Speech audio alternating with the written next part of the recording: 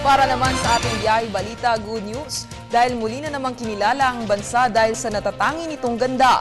Kinilala ng isang magazine ng Pilipinas bilang isa sa World Top Destination for Diving. Balitaan mo kami, Fred Montesa. Muli na namang umariba ang Pilipinas dahil sa angking ganda nito. Sa ikalawang pagkakataon, muling inihanay ang Pilipinas sa World's Top Destinations for Diving sa Top 100 Reader's Choice Awards ng Scuba Diving Magazine. Ang naturang pagkilala ay base sa opinyon ng libo-libong divers mula sa iba't ibang panig ng mundo.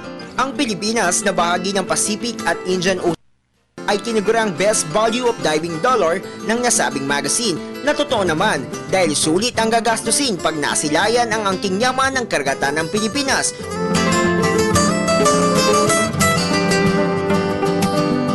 Mula sa iba't ibang uri ng isdang masisilayan, matatagpuan din sa bansa ang magagandang karagatan na mayaman sa coral reefs at ang malusog na marine biodiversity nito.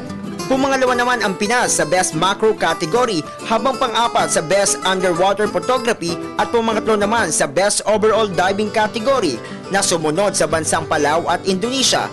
Talaga namang sa angking yaman ng kalikasan ng bansa, walang duda na ang Pilipinas ay isa sa mga nangunguna. Para sa Telebisyon ng Bayan, Fred Montesa.